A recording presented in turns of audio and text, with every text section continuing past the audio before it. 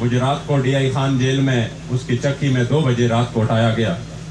वो मुलाजिम ने कहा, अल्लामा साहब आप नाराज़ ना होइएगा। मैंने कहा जी बात बताएं, रात के 2 बजे। फिर आप तैयारी करें, आपका चालान है हरीपुर।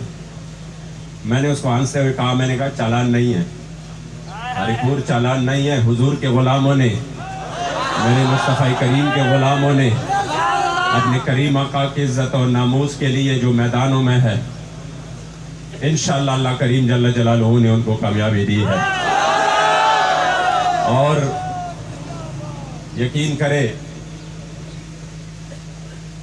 बंदा जब अकेले हो और फिर बाहर की खबरें भी कभी कभार किसी बंदे से, वो भी कभी सही खबर, कभी किस तरह, कभी किस तरह,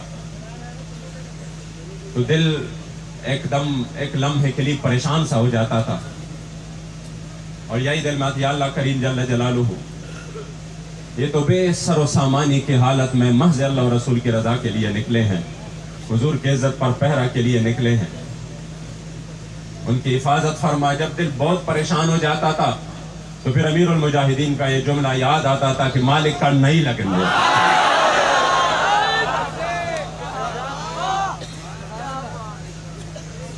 इसलिए ये तो उनसे पूछिए जिन्होंने,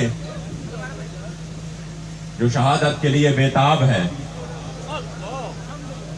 जो अपनी क़ियादत को बार बार कह रहे हैं कि हमने शहीद होना है।